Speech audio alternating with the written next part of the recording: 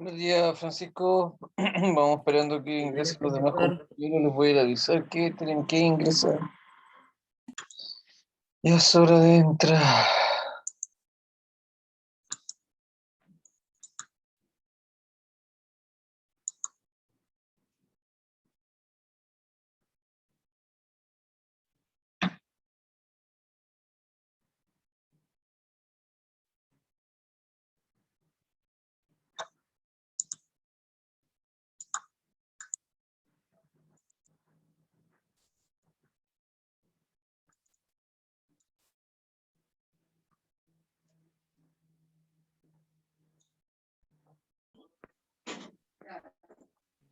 Buenos días, chiquillos.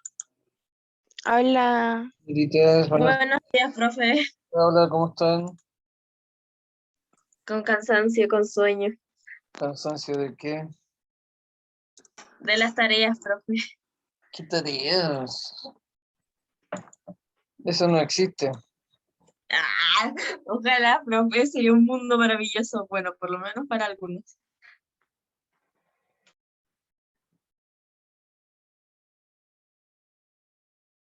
No sé, para mí las tareas no existen, así que hoy día les tengo algo extremadamente gigante para que se entretengan todo el fin de semana.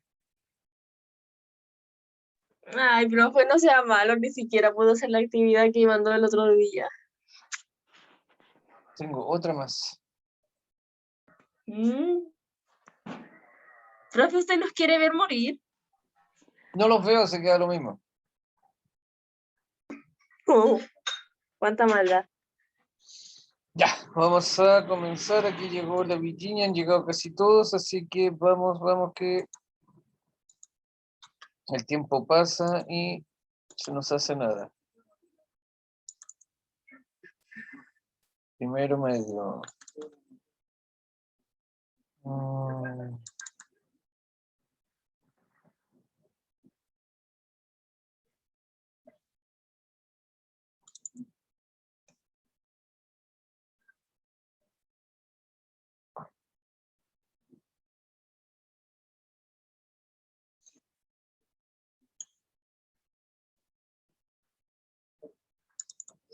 Vamos al tiro, al tiro, al tiro, al tiro. ¿Alguien más entra? No hay nadie más, nadie más.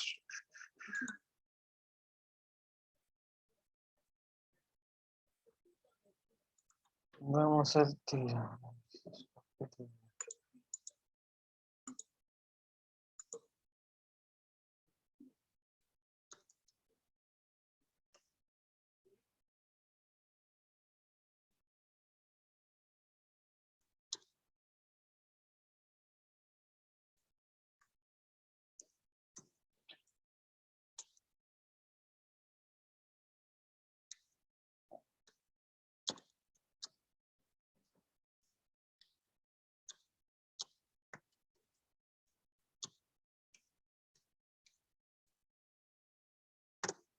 Y ahí apareció Cristóbal. Anoten por mientras el objetivo bastante cortito es analizan cómo se conformó la sociedad colonial. El objetivo es analizan cómo se conformó la sociedad colonial.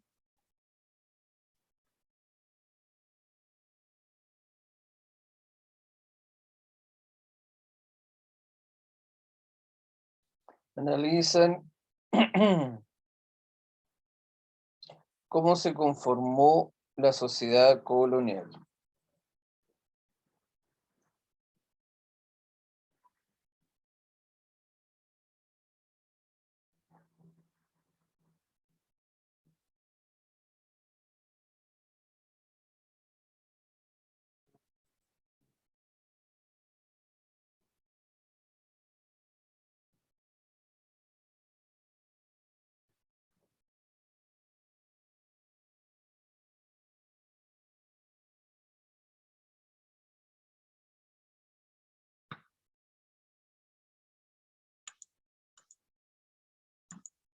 Ya chiquillos, tenemos listo lo que es el objetivo y partamos con la clase.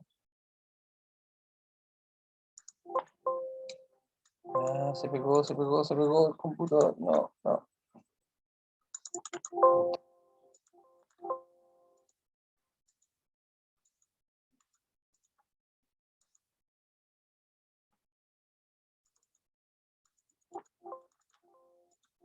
No, se pegó el...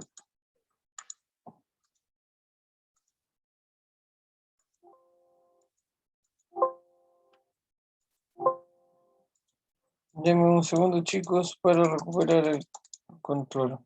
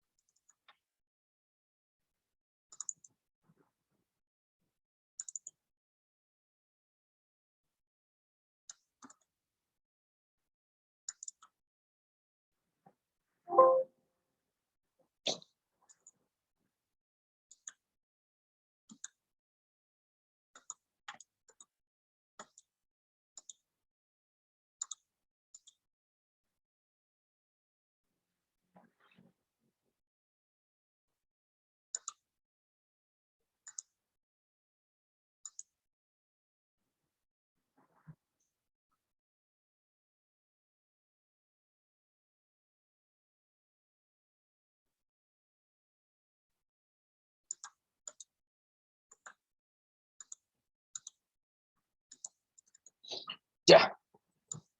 Estamos viendo la nueva sociedad colonial, cómo se conforma esta sociedad colonial.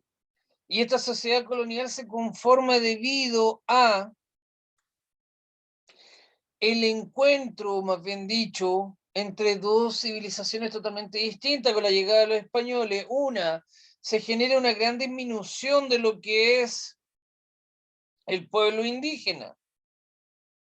Los factores que la provocaron fue, una, la guerra y el contagio de enfermedades. Por eso empezó a disminuir lo que es el pueblo indígena, en el sentido de que debido a todas estas grandes conquistas, debido a esta guerra que se conformó, empezaron a desaparecer y empezó a bajar la población autóctona del sector. Y el otro, que todos los españoles consigo trajeron una gran cantidad de enfermedades, en la cual todas estas enfermedades la población reinante, la población autóctona, no estaba preparada para ello.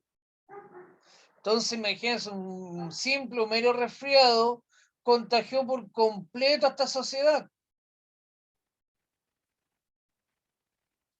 La contagió por completo y llegó a casi al descalabro de desaparecerla. Por eso le digo, o sea, dentro de todo, dentro de viendo cómo se va conformando la sociedad colonial, cómo se va conformando esta nueva sociedad, aparte del mestizaje, uno de los grandes puntos fue el hecho de que, debido a todas estas guerras que hubo, la población indígena empezó a disminuir drásticamente, y por el otro lado fueron las enfermedades que trajeron los españoles. Tienen que entender que acá no existían estas enfermedades, el resfriado común, la viruela, el tifus, la hepatitis, todas esas enfermedades no estaban acá. El cólera, debido a la transmisión de alimentos en mal estado, y ya que los indígenas en sí, o los pueblos autóctonos, no estaban o no tenían las defensas necesarias, o todavía recién estaban empezando a conformarse o empezando a, ¿cómo se llama?, a ser autoinmune a este tipo de enfermedades. ¿Quiénes hablan acá?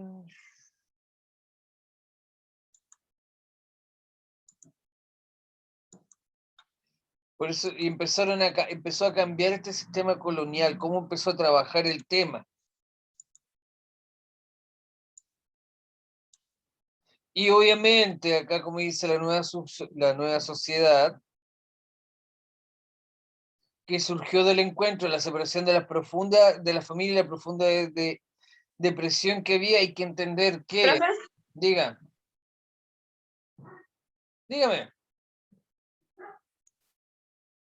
¿por qué antes no estaban esas enfermedades? Ahora las enfermedades. Pero, ¿por qué no se habían desarrollado esas enfermedades aquí? Que la mayoría de estas enfermedades que se están desarrollando, la viruela, el tifus, el cólera, muchas de estas enfermedades vienen directamente de animales. Vienen de animales o de alimentos mal procesados. De alimentos mal procesados, de animales que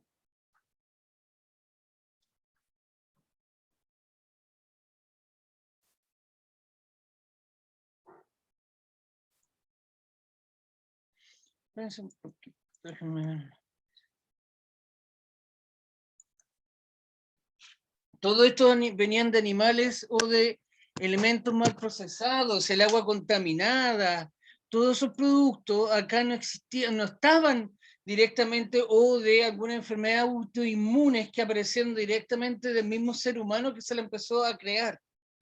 Y obviamente acá dentro de esta sociedad que nosotros vivimos, o en esta sociedad que vivían los indígenas, estaban totalmente aislados ellos de todo. También se cree que acá hubieron cierta cantidad de pestes, ciertas enfermedades, pero que por lo mismo que se piensa que el pueblo maya desapareció por completo, porque pudo haber sido alguna enfermedad que llegó, o alguna peste, o alguna contaminación que diezmó la población por completo. Pero en general, estas enfermedades, así como el tifus, el cólera, el resfriado, no estaban acá. no habían llegado, y estas llegaron a través, imagínense, ¿por qué llegaron a este territorio? ¿Cómo ustedes creen que se transportaron aparte de venir con los seres humanos? Por la rata, por los ratones. Exacto, llegaron a través de los ratones. Todos estos barcos, aunque sean los barcos más limpios, más pulcros que puedan existir, siempre va a venir un ratón. Siempre va a venir un ratón y va a venir algo que trae la contaminación trajo la contaminación a este lugar.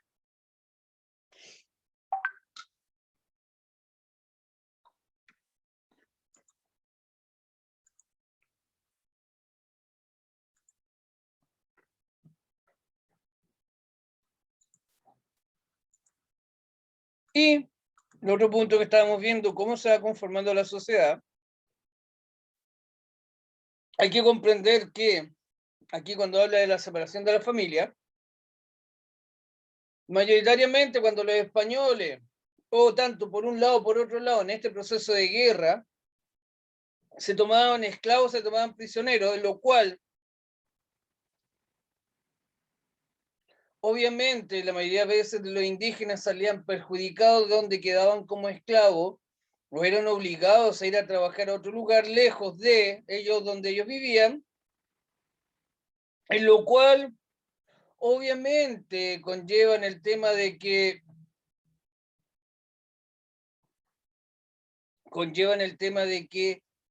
se van culturizando o aculturizando y perdiendo sus propias costumbres.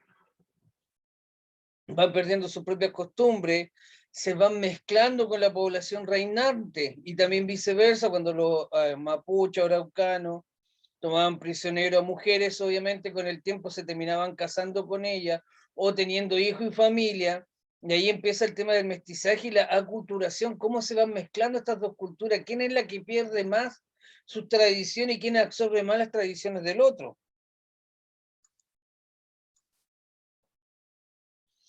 Pero para eso les voy a mostrar este mapa conceptual que tengo acá, que lo van a entender mucho mejor.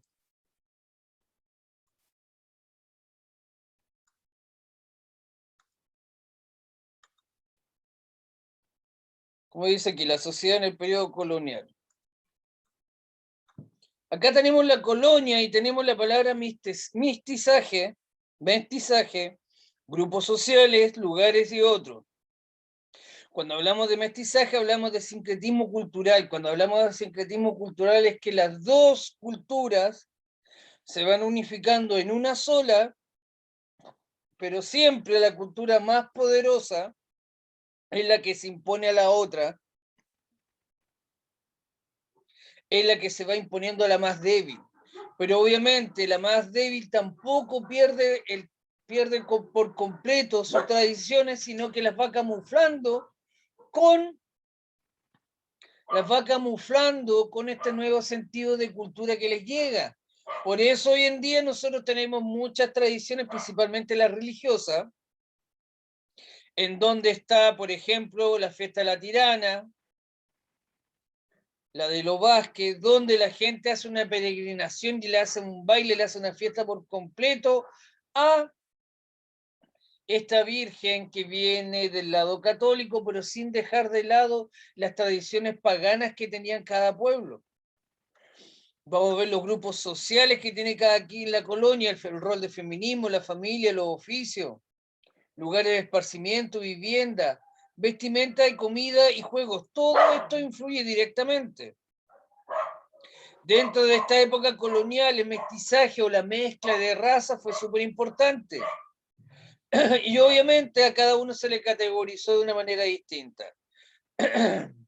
Cuando hablamos que el español más indígena tenían un hijo, era un mestizo. El español más un africano era un mulato. El indígena y el africano era un zambo. Español era criollo, era un español nacido en el territorio chileno. Esta es la denominación de los distintos tipos de razas que se le puede decir, de los cuales se fueron, ¿cómo se llama?, mezclando entre ellas hasta lograr crear lo que tenemos hoy en día.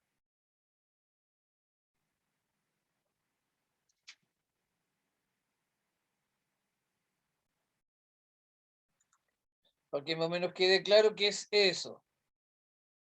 Español más indígena mestizo, español más africano mulato, indígena más africano sambo, español criollo, que es alguien, un hijo de españoles nacido dentro del territorio chileno o dentro del territorio americano. Cuando hablamos de sincretismo cultural, como Limbo le decía, son tres grandes procesos que se puede decir que las dos razas y las dos culturas se empezaron a entremezclar entre ellas. Está lo religioso espiritual, culinario, costumbres cotidianas. Cuando hablamos de lo religioso espiritual se mezclaron tradiciones de la Iglesia Católica con elementos de la cultura indígena y el mejor ejemplo que les di yo como la fiesta La Tirana. En lo que es lo culinario, hubo una mezcla con los alimentos traídos desde España, como las carnes principalmente, y elementos indígenas como la papa, zapallo y tomate. Hay que considerar que la papa, el tomate, el zapallo, el choclo, las legumbres, el chocolate no eran conocidos en Europa, no sabían que existía en Europa. Acá en lo que es Latinoamérica, obviamente, tampoco se conocían estos animales de granja. La vaca, el caballo, el chancho, las ovejas no eran reconocidas acá, no sabían que existían. Entonces ahí fue este intercambio cultural entre las comidas, logrando sacar una nueva, la comida que nosotros tenemos hasta el día de hoy. Y obviamente hoy en día nosotros también estamos viviendo otro sincretismo cultural debido a la gran cantidad de inmigrantes que han llegado al territorio. Y las costumbres cotidianas. Obviamente, el idioma español con el indígena empezó a darse vuelta y vuelta y apareció este castellano o esta lengua latina que nosotros hablamos hoy en día.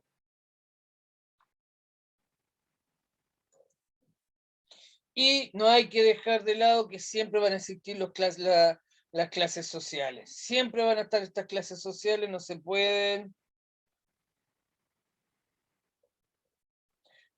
dejar de lado.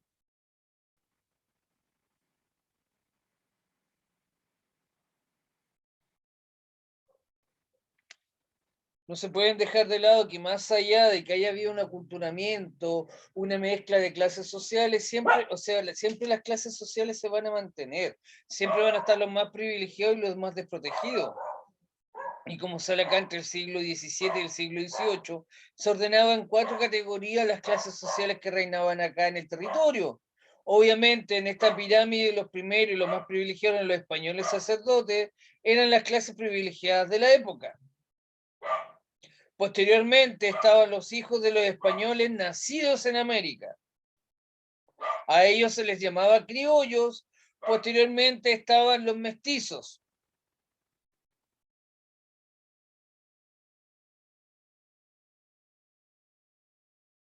Estaban los mestizos y estos mestizos tenían prohibido ocupar cualquier cargo público, más allá de que hayan sido nacidos de españoles, no podían ocupar cargos públicos, cargos administrativos, pero sí podían ejercer ejercer que diga otras actividades como artesano, comerciante, peón, Profe, etcétera. Dígame. ¿por qué a los mestizos no se les permitía si aún podían ser hijos de españoles? Pero era un hijo de español con un negro o con un indígena. Y si usted lo mira en la escala social, los indígenas y los mulatos estaban en la última parte. Y entonces, ¿cuál es la diferencia entre eso y los criollos? Los criollos son hijos de españoles con españoles. Esa es la diferencia. Por eso le digo, los hijos de españoles con españoles eran llamados criollos y así todos, porque estaban nacidos aquí en América, tampoco los consideraban tanto, también los aislaban un poquito. Por obviamente la mayoría de estos hijos mestizos de que suena de una forma bastante más fuerte, pero más fácil de entender, de que un hijo de un blanco, una persona blanca, con un negro era mal visto, porque los negros eran esclavos. De un hombre blanco con un indígena también era mal visto porque los indígenas eran autóctonos y la mayoría de ellos eran casi arcaicos para los españoles y también eran esclavos, eran inferiores, entonces obviamente esto igual ocurría, pero dentro de la escala social no era bien visto ni tampoco permitido que una persona de otra tez de piel ocupara un cargo relativamente importante o administrativo dentro de esta sociedad colonial. Aquí los que mandaban era la gente de color blanco, la gente de tez blanca. Los blancos mandaban y todos los demás estaban hacia abajo. Y aquí categorizamos solamente a los blancos, los españoles. De ahí vienen los indígenas, los esclavos, mulatos, mestizos, y así como vamos viendo. Y aquí obviamente en el cuarto lugar están los indígenas mulatos, eran los de la escala social más baja, pero obviamente dentro de esta, ¿cómo se llama? De esta mezcla social, los mulatos, ya que los mulatos eran, imagínense, es como súper complejo de repente entender un poquito que, a ver, tenemos claro que si nos devolvemos para atrás, dentro de esta misma escala social,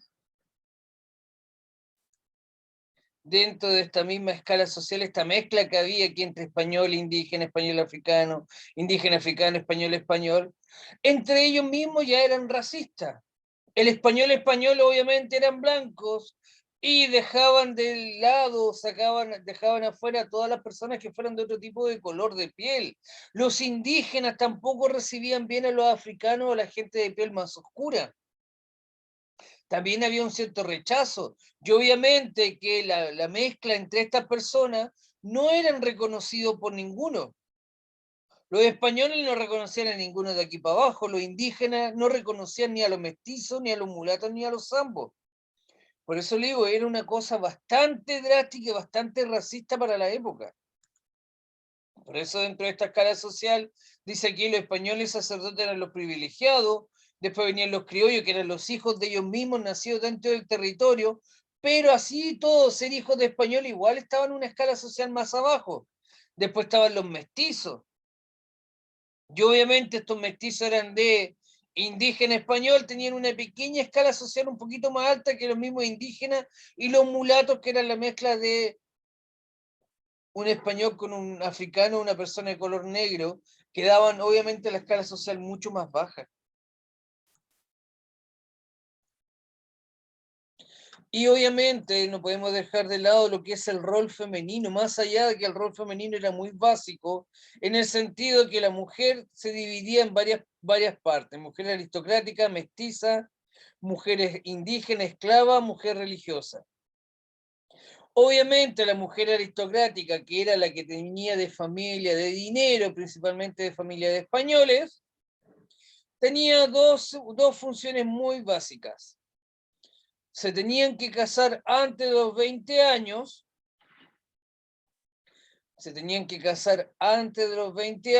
y obviamente vivían de lo que el marido las mantenía o de una pequeña administración de alguna tienda, algún negocio que obviamente el marido les diera. Si no era así, si ellas antes de los 20 años no se casaban, la única opción que les quedaba era convertirse en monjas. Como dice aquí, la mujer religiosa. Eran las únicas que podían optar a la educación, debían pagar una dota de entrar al convento. Obviamente que si una mujer no se casaba, pasaba a ser monja, y ojo, eran las únicas que sabían leer y escribir o tenían educación, porque acá la mujer aristocrática mucho dinero tendría, mucha aristocracia podría haber tenido, pero no todas sabían ni leer ni escribir, porque siempre estaban bajo el dominio y el mandato del marido, o antes de casarse, de los padres. Aquí la mujer mestiza fue totalmente distinta a su vida. Las que se casaban, las madres solteras, y las que trabajaban en el servicio doméstico. Obviamente la mujer mestiza tenía mucho más opción, entre comillas, de hacer distintas cosas. Se podían casar, podían ser madres solteras o tenían que trabajar como empleadas. Y la mujer indígena, obviamente, siempre la base de la familia fue casarse con otra persona igual a ella, también indígena, pero también se suscitó el tema de que algunas lograron formar familia con los españoles que llegaron. Y la mujer esclava era la mujer que más sufría en esta época, porque al ser esclavo no tenían libertad de nada. Y obviamente en esta época no existía la libertad de vientre, significa que todo hijo de esclavo es esclavo. En pocas palabras, en esta época las miraban como que si fuera ganado. ¿Se va entendiendo más o menos de cómo se va conformando este rol de lo que es la sociedad colonial? Estaba el rol de la familia. Hay que entender que la familia principalmente era la base de toda la sociedad colonial. Obviamente en esta época las familias eran bastante extensas, de por lo menos unos 9 a 15 hasta 20 hijos.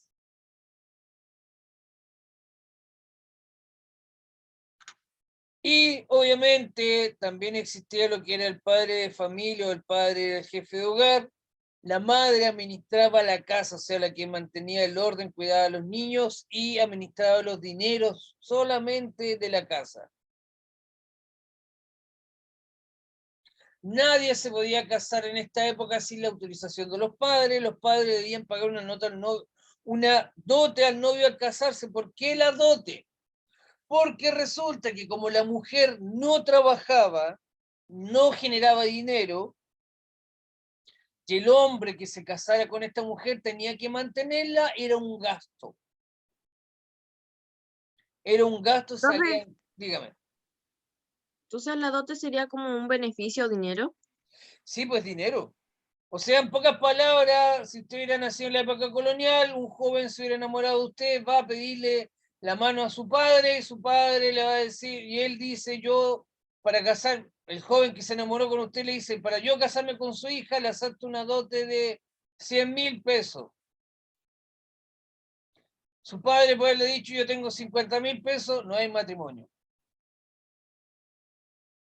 ¿Por qué? Porque la mujer era un gasto. La mujer es un gasto en esta época porque no trabaja, no produce ingresos. Por lo mismo en esta época las familias más adineradas tenían, cuando querían casar a sus hijas, buscaban a alguien que también tuviera mucho dinero, porque obviamente la dote que se entregara no se quería perder así como así.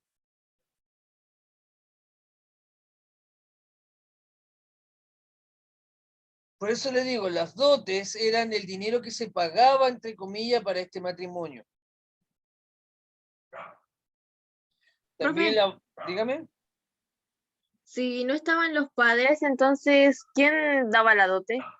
Si no habían padres, si no estaban los padres, y obviamente la mayoría de estas chicas crecían en un convento, estaban obligadas a ser monjas.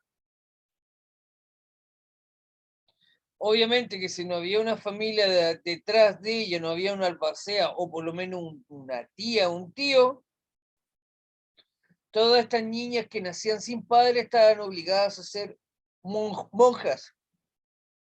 Profe, o sea, pero si tendrían familiares cercanos, algo por el estilo, pero ellos no quieren hacerse cargo de Monjas, ella, entonces, ¿se vuelve monja? monjas. Ah, Así pobrecita. de simple. Mujer aristocrática que no se casara, monja. Estamos hablando de la aristocracia, porque si de ahí vemos al bajo pueblo, ya bajando un poquito las mujeres, las mujeres indígenas, las mulatas, los españoles de clase social bajo, daba lo mismo. Ahí era otro tipo de contexto, era otro tipo de formar las cosas, era distinto. Mira, antes de terminar acá, porque se nos está yendo el tiempo, vamos a ver algo cortito. ¿Dónde está? Acá está.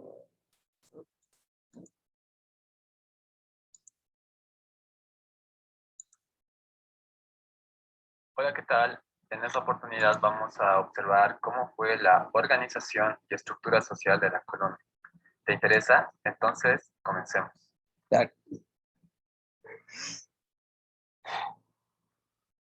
Al principio de la colonización en América, solamente se distinguían dos clases sociales: los indígenas, que era la clase trabajadora y explotada, y los españoles, que eran la clase social con mayores privilegios.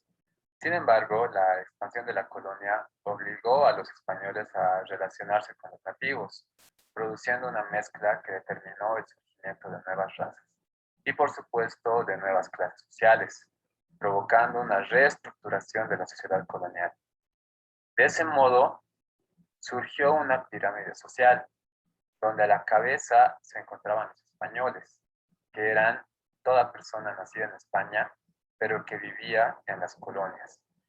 Ellos fueron la clase social con mayores privilegios y les correspondían cargos importantes como virreyes, gobernadores, encomenderos, etc.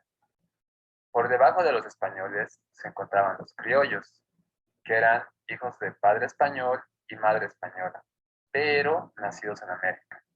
Poseían muchos privilegios al igual que sus padres, pero por el hecho de haber nacido en América no se les permitía ocupar cargos importantes, y esto ocasionó que estuvieran por debajo de sus progenitores. Después tenemos a los mestizos, que eran hijos de padre español y madre indígena. Fueron los más numerosos en la sociedad colonial, que en muchos casos eran rechazados por los españoles, quienes los consideraban inferiores a ellos, y por los indígenas, quienes los consideraban como enemigos. Encontramos luego a los indígenas, que era toda persona originaria de alguno de los pueblos de América, quienes eran la clase trabajadora y explotada, tanto en la mita como en los obrajes, etc. Debido a la reducción de la población en muchos lugares del continente y con el objetivo de incrementar la mano de obra, los españoles introdujeron a los esclavos en la sociedad colonial, quienes eran personas de raza negra provenientes de África. En Bolivia fueron traídos para realizar trabajos mineros en Potosí, pero no se acostumbraron a las bajas temperaturas de la ciudad y por ese motivo fueron desplazados hacia los yungas de La Paz. También tenemos a los mulatos, que fueron hijos de padre español y madre negra, y a los zambos, quienes eran hijos de un padre indio y una madre negra, y fueron una de las clases sociales más reducidas y excluidas por los españoles. Y es de ese modo que llegamos al fin de la clase. Espero que les haya sido de muchísima utilidad y te pido por favor que puedas compartir el video para que podamos llegar a muchas más personas.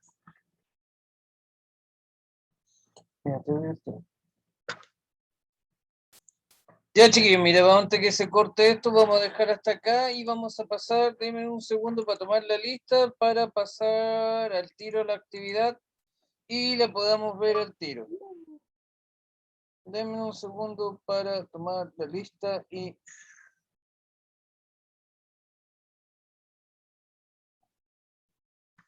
me desconecto y nos conectamos al tiro para ver la actividad del día de hoy, ¿ya?